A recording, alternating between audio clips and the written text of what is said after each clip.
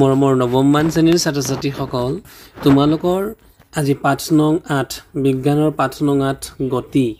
এই পাঠটো আমি আলোচনা কৰিম আৰু ইয়াৰ প্ৰশ্ন উত্তৰবোৰ আমি যথাযথ বুজিবলৈ চেষ্টা কৰিম। প্ৰথমতে আমি পাঠভিত্তিক প্ৰশ্নসমূহ আলোচনা কৰি লওঁ। প্ৰথমটো প্ৰশ্ন দিছিল যে বস্তু এটাই এক নিৰ্দিষ্ট দূৰত্ব অতিক্ৰম কৰিলে ইয়াৰ হৰণ শূন্য হ'ব পাৰেনে? যদি পাৰে তেন্তে তোমাৰ উত্তৰ এটা উদাহৰণেৰে সাব্যস্ত কৰা। গতিকে আমি প্ৰথমে ছাত্ৰ ছাত্ৰীসকল হৰণ মানে কি বুজি ল'ব লাগিব। এতিয়া ধৰি লোৱা তুমি বিদ্যালয়লৈ যাবা, তোমাৰ ঘৰ আৰু বিদ্যালয়ৰ এটা ডিষ্টেঞ্চ আছে নহয় জানো? যেতিয়া তোমাৰ ঘৰৰ পৰা তুমি বিদ্যালয়লৈ অৰ্থাৎ স্কুললৈ যোৱা তেতিয়া তোমাৰ ঘৰ যদি এ পইণ্ট হয় অৰ্থাৎ তোমাৰ ঘৰ থকা য'ত তোমাৰ ঘৰ সেই পইণ্টটোক আমি যদি এ বুলি ধৰোঁ আৰু য'ত তোমাৰ স্কুল অৰ্থাৎ বিদ্যালয় তাক যদি আমি বি বুলি ধৰোঁ তেতিয়াহ'লে নিশ্চয় এৰ পৰা বি লৈ এটা ডিষ্টেঞ্চ থাকিব। গতিকে আমি খোজকাঢ়ি গ'লে তাক এটা আমি হৰণ এটা পাম, ডিষ্টেঞ্চ এটা পাম। কিন্তু যদি সেই একেটাই আমি যদি এটা বৃত্তাকাৰ পথত ঘূৰোঁ, ধৰি লোৱা তুমি এটা বৃত্তাকাৰ পথত দৌৰিছা, তো এটা নিৰ্দিষ্ট পইণ্টৰ পৰা এটা নিৰ্দিষ্ট বিন্দুৰ পৰা তুমি যদি দৌৰা আৰম্ভ কৰা আকৌ ঘূৰি আহি পেলাই যদি সি একেটা জেগাতেই পোৱা তেতিয়াহ'লে কিন্তু হৰণ 0 হ'ব। অৰ্থাৎ যে হৰণ মানে ডিছপ্লেচমেণ্ট, স্থানৰ পৰিৱৰ্তন। তোমালোকে যোনটো মানে বিদ্যালয়টো ঘৰ তাত স্থানৰ পৰিৱৰ্তন হয়, কিন্তু যেতিয়া আমি বৃত্তাকাৰ পথত, বৃত্তাকাৰ মানে চাৰ্কুলাৰ এটা ৰাউণ্ড পথত যেতিয়া এটা জেগাত আৰম্ভ কৰি পেলাই পুনৰাই সেই একেটা পথতে আহি পাওঁ তেতিয়াহ'লে স্থানৰ কোনো পৰিৱৰ্তন নঘটে, তেতিয়া তাক কোৱা হ'ব বা তেতিয়া তাত হৰণ হ'ব 0। ইয়াৰ প্ৰশ্নটো দিছিলে যে বস্তু এটাই নিৰ্দিষ্ট দূৰত্ব অতিক্ৰম কৰিলে ইয়াৰ হৰণ শূন্য হ'ব পাৰেনে? যদি পাৰে তেন্তে তোমাৰ উত্তৰ এটা উদাহৰণেৰে সাব্যস্ত কৰা। এই উত্তৰটো দিছিলে ইয়াত হৰণ শূন্য হ'ব পাৰে। বস্তুটোৱে যদি বৃত্তাকাৰ পথত গতি কৰে ইয়াৰ হৰণ শূন্য হয়, কাৰণ প্ৰাৰম্ভিক বিন্দু আৰু অন্তিম বিন্দুৰ মাজত কোনো পাৰ্থক্য নাথাকে। মৰমৰ ছাত্ৰ ছাত্ৰীসকল, যে তোমাৰ বিদ্যালয় আৰু তোমাৰ ঘৰ দুটা বিন্দু এ বিন্দু আৰু বি বিন্দু ইয়াৰ মাজত নিৰ্দিষ্ট এটা দূৰত্ব থাকে, গতিকে ইয়াত হৰণ থাকিব। কিন্তু যদি আমি বৃত্তাকাৰ পথত ঘূৰোঁ, যোনটো বিন্দুৰ পৰা আমি যাত্ৰা আৰম্ভ কৰোঁ ঘূৰি আহি পেলাই যদি একেটা বিন্দুতে পাওঁ তেতিয়াহ'লে কিন্তু হৰণটো 0 হ'ব। ইয়াতে দিছে উদাহৰণ, যদি বস্তু এটাই কোনো এক বিন্দুৰ পৰা যাত্ৰা আৰম্ভ কৰি বৃত্তাকাৰ পথত পুনৰ আগৰ বিন্দুলৈ উভতি আহে তেতিয়া হৰণ শূন্য হয়। মনত ৰাখিবা কথাষাৰ। দ্বিতীয়টো প্ৰশ্ন, খেতিয়ক এজনে 10 মিটাৰ বাহুৰ বৰ্গাকৃতিৰ পথাৰ এখনৰ সীমাৰে 40 ছেকেণ্ডত ভ্ৰমণ সম্পূৰ্ণ কৰিলে। তো মৰমৰ ছাত্ৰ ছাত্ৰীসকল, আমি এটা কথা মন কৰিব লাগিব যে আমাৰ ইয়াতে কি বুলি কৈছে যে বৰ্গাকাৰ পথ, মানে গোটেই পথটো আমাৰ এটা বৰ্গৰ নিচিনা, আৰু আমি এটা কথা জানো যে বৰ্গৰ প্ৰতিডাল বাহুৱেই সমান জোখৰ নহয় জানো? এতিয়া 2 মিনিট 20 ছেকেণ্ড সময়ত তেওঁৰ প্ৰাৰম্ভিক অৱস্থানৰ পৰা হৰণৰ মান কিমান হ'ব? হৰণ, ইতিমধ্যে আমি হৰণ শিকিছোঁ। হৰণ মানে কি? হৰণ মানে স্থানৰ পৰিৱৰ্তন। যদি স্থানৰ পৰিৱৰ্তন নহয় তেতিয়াহ'লে কিন্তু কি হ'ব? নিৰ্দিষ্ট এটা দূৰত্বত বা নিৰ্দিষ্ট এটা দিশত গতি কৰি থাকিলে স্থানৰ যি পৰিৱৰ্তন হয় সেইটো হৈছে হৰণ। কিন্তু হৰণ আমাৰ এতিয়া যিহেতু এটা তোমালোকে চিত্ৰত দেখিছা, এইটো এটা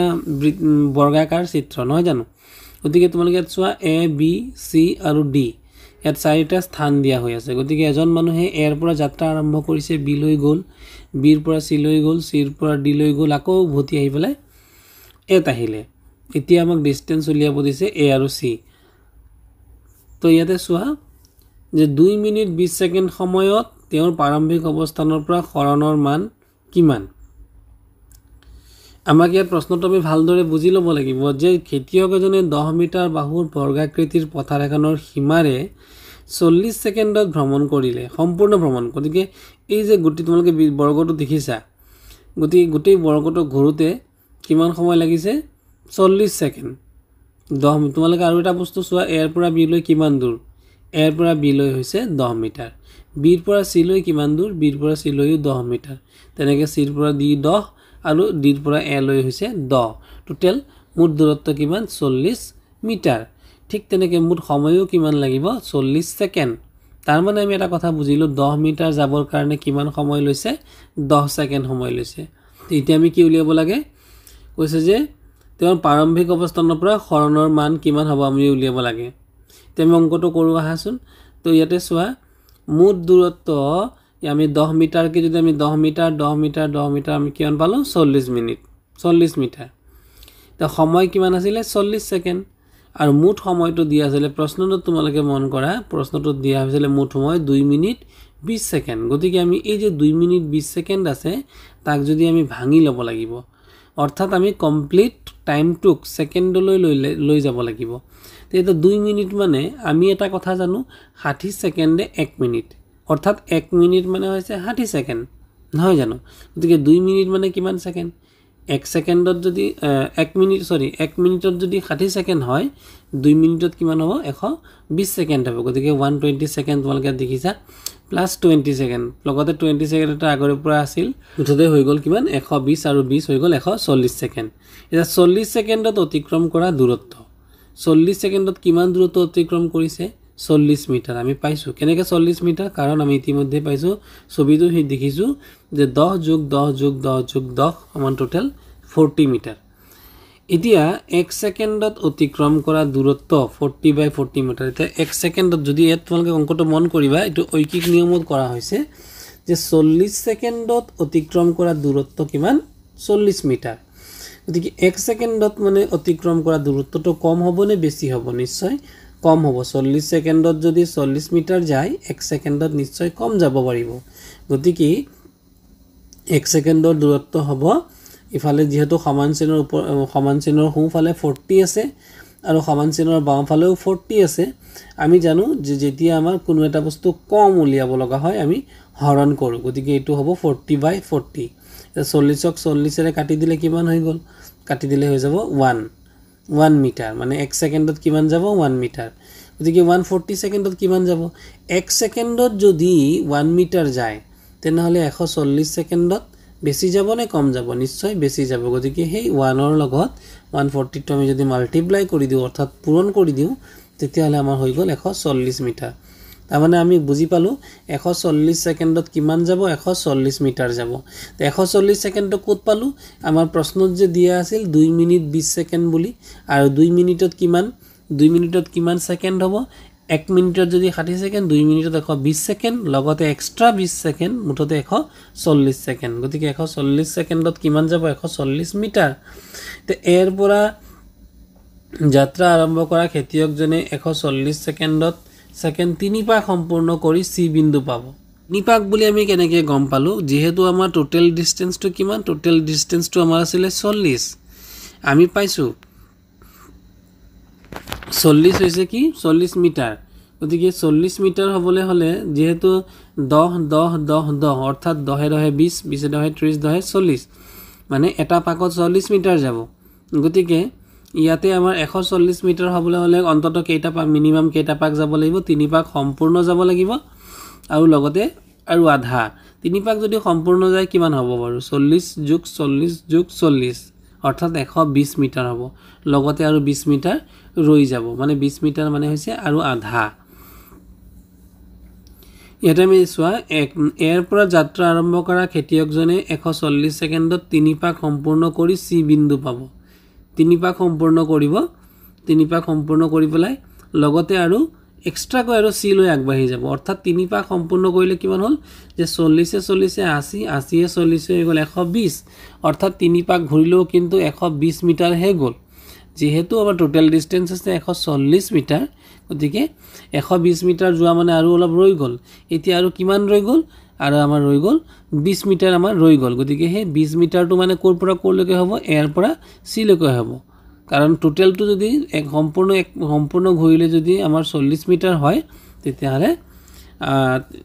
এৰ পৰা চি লৈ গ'লে আমাৰ 20 মিটাৰ হ'ব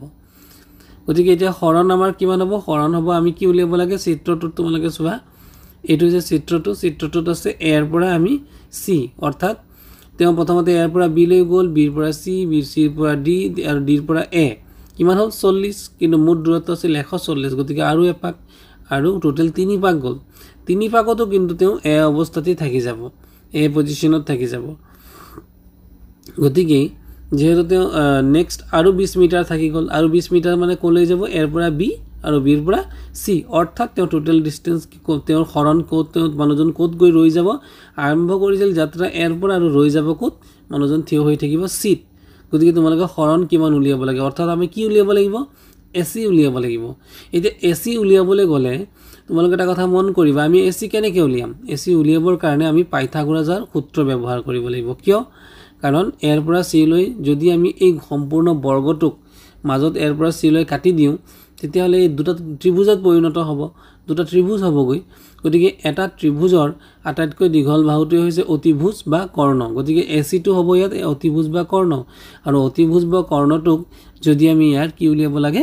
যদি আমি ইয়াৰ মাপ উলিয়াব লাগে তেতিয়াহ'লে কিন্তু আমি পাইথাগোৰাছৰ সূত্ৰ ব্যৱহাৰ কৰিব লাগিব কাৰণ আমি পাইছোঁ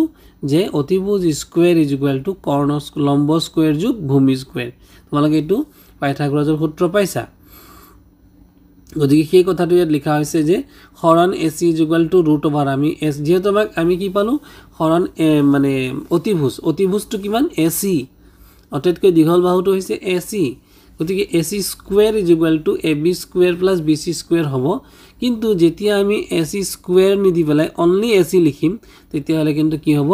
root over of A B square plus B C square এতিয়া এ বি মানে কি বাকী এ বি মানে হৈছে দ্বিতীয়টো বাহু আৰু বি চি মানে হৈছে তৃতীয়টো বাহু তোমালোকে চিত্ৰটো দেখিলেই গম পাবা এ বি আৰু বি চি এইটো হৈছে চিত্ৰটো তোমালোকে চোৱা যে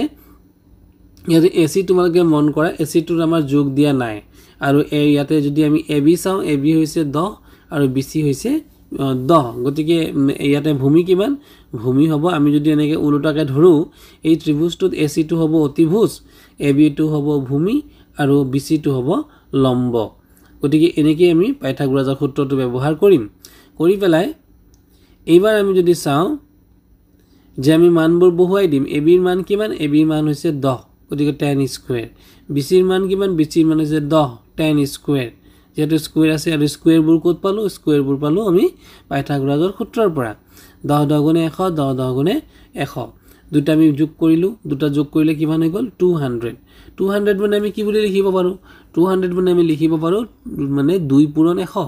ৰুট অভাৰটো কিন্তু আমি লগত বহুৱাই যাব লাগিব চিত্ৰত যদিও ইয়াতে ৰুট অভাৰ চিনটো আধাকে দিয়া আছে ওপৰত তোমালোকে সম্পূৰ্ণ মাত্ৰাটো দিবা এতিয়া আমি কিমান পালোঁ 2 * 100 এতিয়া 2 জায়গাতে থাকি গ'ল কাৰণ 2 এটা বৰ্গ সংখ্যা নহয়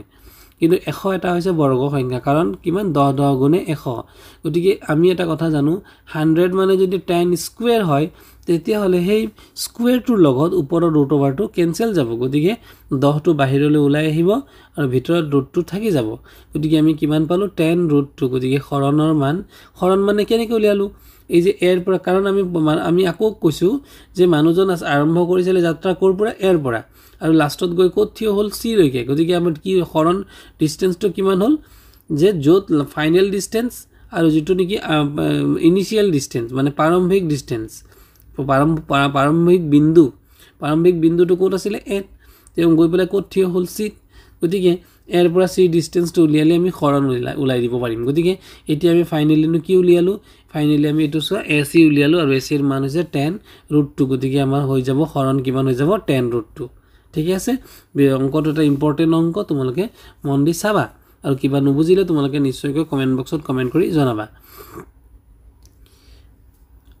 এবাৰ তাৰ পিছৰ প্ৰশ্নটো হৰণৰ ক্ষেত্ৰত তলৰ কোনটো সত্য ই শূন্য হ'ব নোৱাৰে ইয়াৰ মান বস্তুটো অতিক্ৰম কৰা দূৰত্বতকৈ বেছি গতিকে ইয়াৰ কৈছে কি দুইটাই অসত্য বুলি কৈছে মানে হৰণ কেতিয়াবা শূন্য হ'ব নোৱাৰে বুলি শুদ্ধ নহয় কাৰণ আমি জানো যে বৃত্তাকাৰ পথত যদি ঘূৰি থকা যায় তেতিয়াহ'লে হৰণ কি হ'ব নিৰ্দিষ্ট এটা বিন্দুৰ পৰা আৰম্ভ কৰি যদি আকৌ আমি সেই বিন্দুতে আহি পাওঁ তেতিয়াহ'লে হৰণ কিমান হ'ব 0 হ'ব কিন্তু ইয়াতে শূন্য হ'ব অৰ্থাৎ 0 হ'ব নোৱাৰে বুলি কৈছে গতিকে এইটো ভুল হ'ব দ্বিতীয়টো ইয়াৰ মান বস্তুটো অতিক্ৰম কৰা দূৰত্বতকৈ বেছি তো হৰণ অতিক্ৰম কৰা দূৰত্ব যদি ধৰি লোৱা তোমালোকে ঘৰৰ পৰা বিদ্যালয়লৈ গ'লা ঘৰৰ পৰা বিদ্যালয়লৈ যদি 2 কিলোমিটাৰ হয় তেতিয়াহ'লে তোমাৰ হৰণো কিমান হ'ব 2 কিলোমিটাৰেই হ'ব তাতকৈ কিন্তু বেছি হ'ব নোৱাৰে কিন্তু ইয়াতে বেছি বুলি যেহেতু কৈছে গতিকে এইটো হ'ব অসত্য গতিকে এ আৰু বি দুইটাই হ'ব অসত্য এইবাৰ তৃতীয়টো প্ৰশ্ন দ্ৰুতি আৰু বেগৰ পাৰ্থক্য কি গতিকে তোমালোকে ক'ব লাগে যে দ্ৰুতি আৰু বেগ দ্ৰুতি মানে কি আৰু বেগ মানে কি বেগ মানে আমি অসমীয়াটো বেগ বুলি ক'ম এতিয়া ইংৰাজীত যদি কওঁ দুটা বেলেগ বেলেগ বস্তু এটাক আমি ক'ম আমি দ্ৰুতি মানে হৈছে স্পীড আৰু বেগ মানে হৈছে ইংৰাজীত যদি আমি কওঁ তেতিয়াহ'লে ইয়াক কোৱা হ'ব ভেলচিটি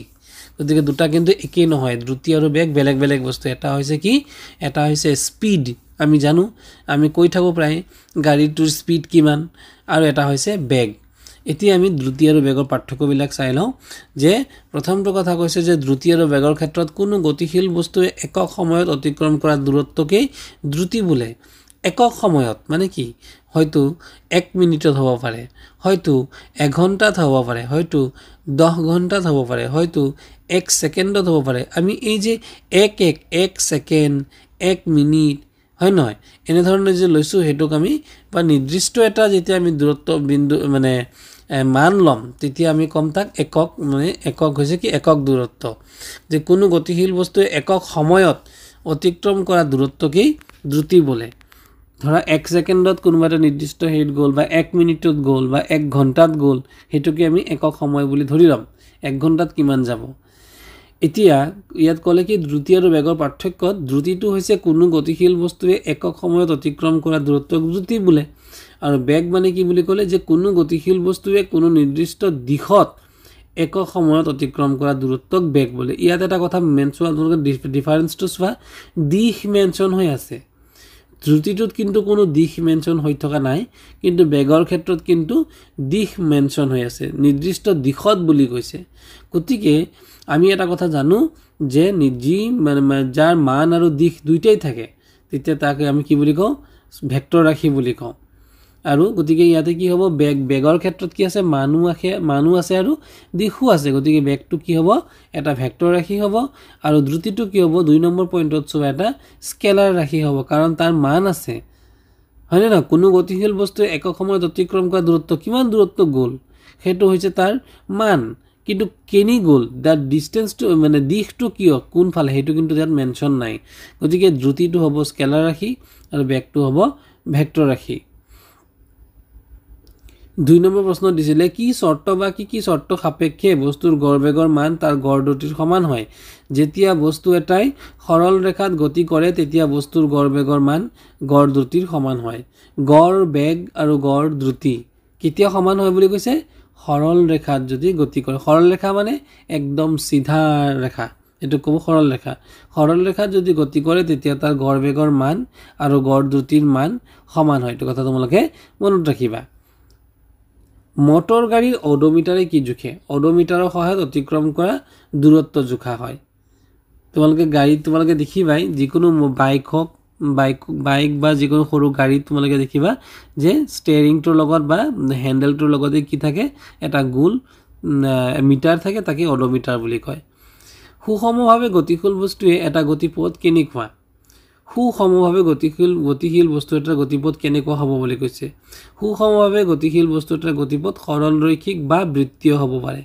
মানে বৃত্তীয় মানে কি বৃত্ত মানে তোমালোকে জানাই সাৰ্কেল বৃত্ত মানে এটা খাৰু পাতৰ নিচিনা নহয় জানো তেনেকুৱা খাৰু এপাতৰ নিচিনা তেনেকুৱা গতি এটো বৃত্তীয় বুলি কৈছে আৰু সৰল ৰৈখিক মানে হৈছে একেবাৰে সিধা ৰেখাৰ নিচিনা গতিকে তেনেকুৱা যদি হয় তেতিয়া হলে বস্তুটো কি হ'ব সুসমভাৱে গতিশীল বস্তু এটা গতিপথটো তেনেকুৱা হ'ব পথ মানে ৰাস্তা সাৰ্কুলাৰ কেতিয়া হ'ব বা সিধা কেতিয়া হ'ব যেতিয়া ই সুসমভাৱে গতি কৰিব তো সুসম মানে কি সুসম মানে ধৰি লোৱা এখন গাড়ী যেতিয়া ষ্টাৰ্ট হৈছে যাত্ৰা আৰম্ভ কৰিছে কৰবাত ব্ৰেক মাৰিছে কৰবাত স্লো হৈছে কৰবাত খাল এটা পাইছে স্লো হৈছে কৰবাত সমান ৰাস্তা পাইছে স্পিডত গৈছে কৰবাত ট্ৰাফিক জাম পাইছে গতিকে হেতু কি হৈ যাব সুসম নহব কিন্তু এৰোপ্লেন এটা যদি আকাশত উৰি যায় কিছু সময়ৰ বাবে হলেও ই কাৰণ কৰবাত নিশ্চয় ডাৱৰ বা তেনে ধৰণৰ কিবা এটা পালে কি হৈ যাব তাতো সুসম নহব পাৰে কিন্তু কিছু ডিসটেন্সৰ বাবে কিন্তু এৰোপ্লেন এটা সুসম ডিসটেন্সত যাব পাৰে বা গাড়ী এখনো সুসম ডিসটেন্সত বা সুসম গতিত যাব পাৰে এবাৰ দিছে পৰীক্ষা এটাৰ সহায়ত মহাকাশযান এখনৰ পৰা প্ৰেৰিত সংকেত এটা 5 মিনিটত ভূমিস্থিত ষ্টেচনত সংগ্ৰহিত হ'ল মহাকাশযান বুলি কৈছে মহাকাশযান বুলি ক'লে আমি সাধাৰণতে ৰকেট বা তেনে ধৰণৰ মানে যিবিলাক কৃত্ৰিম উপগ্ৰহ এইবোৰকে আমি বুজো ভূমিস্থিত ষ্টেচনৰ পৰা মহাকাশযানখনৰ দূৰত্ব কিমান হ'ব সংকেতটোৱে পোহৰৰ দ্ৰুতিত গতি কৰে অৰ্থাৎ 3 × 10⁸ গতিকে পোহৰৰ দ্ৰুতি কিমান পোহৰৰ দ্ৰুতি হৈছে 3 × 10⁸ তোমালোকে এইটো মনত ৰাখিবা এইটো পোহৰৰ মানে গতি এতিয়া দিয়া আছে ভি মানে হৈছে মানে আমাৰ গতি গতিকে গতি মানে কি ইয়াতে কি মানে বেগ ভি মানে হৈছে বেগ আৰু বেগটোক ইংৰাজীত কোৱা হয় ভেলচিটি গতিকে ভি বুলি লিখিছে গতিকে পোহৰৰ বেগ কিমান 3 × 10⁸ মিটাৰ পাৰ ছেকেণ্ড আৰু এটা সময় কিমান দিয়া হৈছে সময় দিয়া হৈছে 5 মিনিট তো কি কৰিব লাগিব 5 মিনিট যেহেতু আমাৰ ওপৰতো তোমালোকে মন কৰা মিটাৰ প্ৰতি ছেকেণ্ডত দিয়া আছে মিটাৰটো হৈছে দূৰত্ব আৰু ছেকেণ্ডটো হৈছে সময়ৰ একক গতিকে এবাৰ সময়ৰ একক আকৌ চোৱা টি টো 5 মিনিটত দিলে গতিকে একেটা অংকতে আমাৰ এককবোৰ কিন্তু একেটা ইউনিটৰ মানে ইয়াত সময়ৰ একক কি বাৰু সময়ৰ এসআই একক হৈছে সেকেন্ড আকৌ ইয়াত মিনিট যেহেতু হৈ গল একেটা অংকতে আমি এবাৰ সেকেন্ড আৰু এবাৰ মিনিট তেনেকে আমি ব্যৱহাৰ কৰিব নোৱাৰো নিৰ্দিষ্ট আমি এসআই এককটোৱে ব্যৱহাৰ কৰিব লাগে হয় এসআই নতুবা সিজিএস যেহেতু ইয়াতে সেকেন্ড আছে আমি সেকেন্ডতে অংকটো কৰি লব লাগিব টি মানে দিয়া হয় আছে 5 মিনিট গতিকে 5 মিনিটৰ ঠাইত আমি কি কৰিম 60 * 5 মানে 5 মিনিটত যেহেতু 1 মিনিট মানে 60 সেকেন্ড সেইকাৰণে 60 ৰে 5ক পূৰণ কৰিলো মানে 5 × 9 = 5 × 6 = 30 দুটোতে কিমান হৈ গল 5 মিনিট মানে 300 সেকেন্ড আমি সেকেন্ডলৈ লৈ গলো তেতিয়ালে আমাৰ কি উলিয়াব লাগে এস উলিয়াব লাগে নহয় জানো গতিকে আমি ভি পালো 3 × 10⁸ টি পালো 300 সেকেন্ড এস কিমান হ'ব গতিকে আমি জানো যে তোমালোকে কিতাপত এটা ফৰ্মুলা পাইবা যে s = v * t গতিকে আমাৰ 3 * v মানে কিমান v মানে হৈছে ইয়াতে লিখিছো সোৱা 3 × 10⁸ ইয়াত আসলতে লিখাটো অকমান ভুল হ'ল 3 × 10⁸ তলৰ লাইনটোত লিখিছে সোৱা 3 × 10⁸ মিটাৰ পাৰ সেকেন্ড ইনটু টিৰ মান কিমান দিয়া হৈছে 300 গতিকে আমি এক লিখিব পাৰিম সোৱা এটা আমি কিমান সেকেন্ড আমি ইকুয়াল টু কিমান হ'ব যে 3 ঠাইত 3 ৰাখিলো আৰু 10⁸ আছিল এটা আমি 300 টোক আমি কি লিখিব পাৰো 300 মানে হৈছে 3 * আকৌ 100 হয়নে বাৰু 3 * 100 গতিকে 3 * 100 মানে হৈছে 100 মানে কেইটা 10 আছে 10 10 গুণে 100 অলৰেডি আমাৰ কিমান 10⁸ হৈ আছিল আৰু 10⁸ এতিয়া বৰ্তমান কিমান হ'ল 10 * 10 মানে দুটা 10 10⁸2 গতিকে 10⁸ আৰু ইনটু 10⁸2 দুটা যদি আমি মিলাই দিও তেতিয়া কিমান হৈ যাব 10⁸10 আৰু এফালে 3 আছিল আৰু এই 300 লগত থকা 3 টো 3 3 গুণে হ'ব 9 300 লগত মানে কি 300 মানে কিমান 3 পূৰণ 100 গতিকে আমি 3 কি কৰিলো সেই 3 টোৰ লগত 3 পূৰণ কৰি পেলাই 100 টো বেলেগ কৰি পেলালো আৰু 100 টো বেলেগ কৰি পেলাই কাৰ লগত লৈ গলো 10⁸ আছিল তাৰ লগত আৰু যদি 10⁸2 হৈ যায় তেলে কিমান হৈ যাব 10⁸10 হৈ যাব গতিকে আমাৰ आंसर হ'ব 9 * 10⁸10 মিটাৰ এইবাৰ নেক্সট প্ৰশ্ন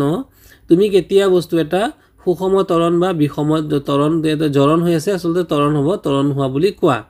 বা অভিহিত কৰা তেতিয়া কৈছে কি উত্তৰ বস্তু এটা সুষম ত্বৰণত গতি কৰিছে বুলিলে বুজিব লাগিব যে বস্তুটোৱে একেডাল সৰল ৰেখাত গতি কৰিছে সৰল ৰেখা মন কৰিবা বি নম্বৰ সমান সময়ৰ ব্যৱধানত বস্তুটোৰ বেগৰ বৃদ্ধিৰ মানো সমান সময়ত যদি 1 মিনিটত 5 কিলোমিটাৰ গৈছে বা 1 মিনিটত যদি 5 কিলোমিটাৰ যায় 2 মিনিটত কিমান হ'ব লাগিব 10 কিলোমিটাৰ হ'ব লাগিব 3 মিনিটত কিমান হ'ব লাগিব 15 কিলোমিটাৰ হ'ব লাগিব কিটো ক'ব সমান সময়ৰ ব্যৱধানত বস্তুটোৰ বেগৰ বৃদ্ধিৰ মান সমান কাৰণ 1 মিনিটত যদি 5 কিলোমিটাৰ গ'ল তেতিয়ালে 2 মিনিটত কিমান গ'ল 10 কিলোমিটাৰ অৰ্থাৎ 3 মিনিটত কিমান গ'ল 15 কিলোমিটাৰ অৰ্থাৎ বেগৰ বৃদ্ধিৰ মানটো সমান 5 কে বাঢ়ি গৈছে তেতিয়া আমি সুষম বেগ বুলি বুজিম বা সুষম ত্বৰণ বুলি বুজিম তাৰ পিছত দিছে সোৱা সি নম্বৰটো সমান সময়ৰ ব্যৱধানত যদি গতিশীল বস্তুটা বেগৰ পৰিৱৰ্তনৰ মান বেলেগ হয় তেনেহলে বস্তুটোৰ ত্বৰণ বিষম ত্বৰণ বুলি কোৱা হয় এটো 2 নম্বৰটো আসলতে মানে সময় এটা 1 মিনিটত যদি 5 কিলোমিটাৰ গ'ল 2 মিনিটত গুছি গ'ল কিমান 20 কিলোমিটাৰ তেতিয়া হলে এটো কিন্তু সুষম ত্বৰণ নহব বিষম ত্বৰণ হ'ব এবাৰ তাৰ পিছৰ প্ৰশ্নটো বাস এখনৰ দ্ৰুতি 5 সেকেন্ডত 80 কিলোমিটাৰ পাৰ আৱাৰ আৰু পৰা 60 কিলোমিটাৰ পাৰ আৱাৰ হ্ৰাস পালে মানে কমিলে কমাটো হ্ৰাস বুলি কয় গতিকে 80 আছিল কিমান 80 আছিল কিমান হৈ গ'ল 60 হৈ গ'ল কমি গ'ল গতিকে বাসখনৰ ত্বৰণ নিৰ্ণয় কৰা ত্বৰণ লেভেল দিছে তো দিয়া ত্বৰণ মানে কি এক্সিলাৰেশন আৰু যাক এ বুলি কোৱা হয় তো দিয়া আছে ইয়াতে ইউ মানে প্ৰাৰম্ভিক বেগ কিমান আছে 80 কিলোমিটাৰ আছে নাই গতিকে ইউ মানে প্ৰাৰম্ভিক বেগটোক আমি প্ৰাৰম্ভণিক মানে যেটো আৰম্ভত আছিল হেতু কব 80 কিলোমিটাৰ পাৰ আৱাৰ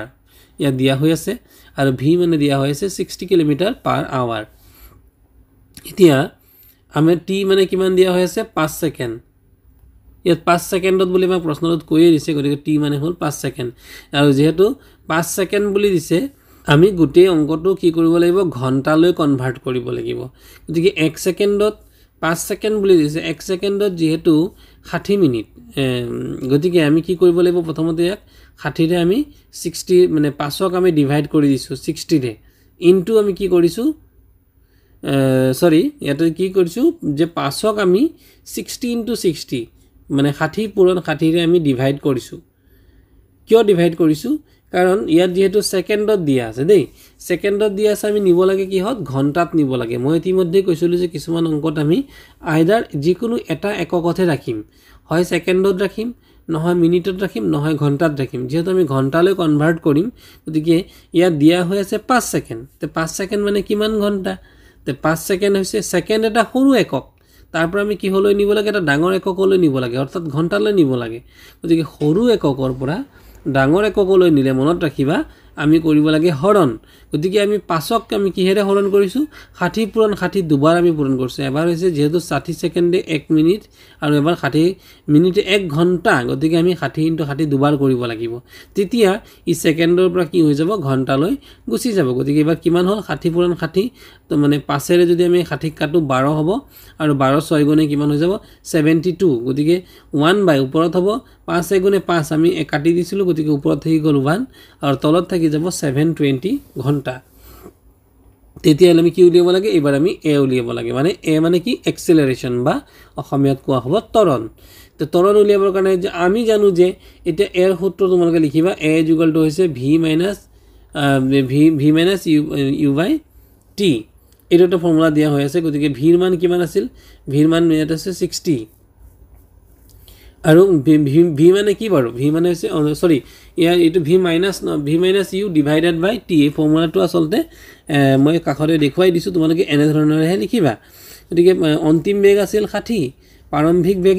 u মানে কিমান আছিল 80 আৰু তলত ডিভাইডেড বাই t কিমান আছিল 1/720 গতিকে এই অংকটোক যদি আমি ক্যালকুলেশন কৰো যে 80 ৰ পৰা যদি 60 গুছি যায় তেতিয়ালে কিমান থাকিব -20 আৰু 720 এটো 1/720 আছিল হৰণ হৈ আছিল হৰণটোক যদি খলাই দিও আমি পূৰণ হৈ যাব আৰু পূৰণ হলে 720 ৰ ওপৰলৈ গুছি আহিব তেতিয়া বিচেৰে যদি আমি 720 ক যদি আমি মাল্টিপ্লাই কৰো দুটা শূন্য আমাৰ থাকি গল আৰু 2 2 গুণ 4 আৰু 2 7 গুণ 14 অৰ্থাৎ -14400 মানে ইয়াতে হৈ যাব কিমান 14400 গতিকে ত্বৰণ হৈ যাব 14400 কি হ'ব কিলোমিটাৰ পাৰ আৱাৰ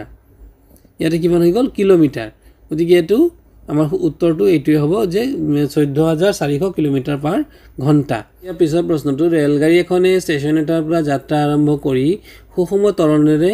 10 মিনিটত তাৰ দ্ৰুতি 40 কিলোমিটাৰ পাৰ আৱাৰলৈ বৃদ্ধি কৰিলে দ্ৰুতি কি হৈছে 10 ৰ পৰা 10 মিনিটত দ্ৰুতিটো বৃদ্ধি হৈছে কিমান 40 কিলোমিটাৰলৈকে বৃদ্ধি হৈছে তেতিয়া হলে ইয়াৰ ত্বৰণ নিৰ্ণয় কৰিবলৈ দিছে গতিকে ত্বৰণ চোৱা ইয়াতে কিমান u মানে হৈছে 0 অৰ্থাৎ মানে প্ৰাৰম্ভিক বেগ এক ৰেলগাড়ী এখনে ষ্টেচন এটাৰ পৰা যাত্ৰা আৰম্ভ কৰি বুলি কৈছে গতিকে যাত্ৰা আৰম্ভ কৰা মানে কি প্ৰথমতে ৰৈ থকা মানে প্ৰাৰম্ভিক বেগটো কিমান হ'ব প্ৰাৰম্ভিক বেগটো হ'ব 0 আৰু তাৰ স্পিডটো কিমান বাঢ়ি গল 40 কিলোমিটাৰ পাৰ আৱাৰলৈ বাঢ়ি গল আৰু সময় কিমান দিয়া হৈছে t হৈছে 10 মিনিট 10 মিনিট আমাৰ প্ৰশ্নটো দিয়া হৈ আছে আৰু 10 মিনিট মানে কিমান আমি যদি ঘন্টালৈ নিও 10ক আমি 60 ৰে কি কৰিব লাগিব ডিভাইড কৰিব যেহেতু মিনিটত দিয়া আছে 60 মিনিটে 1 ঘন্টা গতিকে আমি 60 ৰে যদি হৰণ কৰি দিও তেতিয়ালে 10 গুণে 10 আৰু 10 6 গুণে 60 মানে 1/6 আৱাৰ আমি ঘন্টালৈ কনভাৰ্ট কৰি ললো এইবাৰ এ মানে আমি কিমান উলিয়াব লাগে গতিকে এৰ সূত্ৰ কি আমি ইতিমধ্যে ত্বৰণৰ সূত্ৰ পাইছো ত্বৰণ a = v - u / t গতিকে ইয়াতে v মানে হৈছে অন্তিম বেগ হৈছে 40 প্ৰাৰম্ভিক বেগ মানে 0 আছিল ডিভাইডেড বাই t মানে আছিল 1/6 গতিকে 40 ৰ পৰা 0 গলে তো 40 হ'ব আৰু যেহেতু 1/6 আছিল অৰ্থাৎ ডিভাইড আছিল ডিভাইডটোক যদি আমি ইনটু কৰি দিও তেতিয়ালে 6 টো ওপৰলৈ গুছি যাব তো 6 ওপৰলৈ গুছি আহিলে 40 * 6 মানে 240 গতিকে ত্বৰণ আমাৰ কিমান পাই গলো 240 কিলোমিটাৰ প্ৰতি ঘণ্টা গতিকে মোৰ ছাত্ৰ ছাত্ৰীসকল আমি ইয়াৰ পৰৱৰ্তী ভিডিঅত আমি এতিয়া যেহেতু ভিডিঅটো যথেষ্ট দীঘল হ'ল এই প্ৰশ্নবিলাক দি গলো আৰু ইয়াৰ পৰৱৰ্তী ভিডিঅত মই পিছৰ প্ৰশ্নবোৰ তোমালোকক দিব গতিকে মৰমৰ ছাত্ৰ-ছাত্ৰীসকল তোমালোকে ইতিমধ্যে আমি এইকেইটা প্ৰশ্ন দিলোঁ পৰৱৰ্তী ভিডিঅ'ত আমি ইয়াৰ পৰৱৰ্তী প্ৰশ্নসমূহ দিম যদি তোমালোকে ভিডিঅ'টোত প্ৰশ্নসমূহ বুজিবলৈ সহায় পাইছা তেতিয়াহ'লে নিশ্চয়কৈ কমেণ্ট কৰি জনাবা আৰু যদি ইয়াৰ পৰৱৰ্তী ভিডিঅ'সমূহ পৰৱৰ্তী প্ৰশ্নবোৰ লাগে তাৰ বাবেও তোমালোকে নিশ্চয়কৈ কমেণ্ট বক্সত কমেণ্ট কৰিবলৈ নাপাহৰিবা লগতে ভিডিঅ'টো যদি ভাল লাগিল তেতিয়াহ'লে লাইক কৰি পেলাই শ্বেয়াৰ কৰিবলৈ নাপাহৰিবা আৰু যদি নতুনকৈ মোৰ প্ৰথমবাৰৰ বাবে মোৰ চেনেলটোলৈ আহিছা তেতিয়াহ'লে নিশ্চয়কৈ ছাবস্ক্ৰাইব কৰি দিবা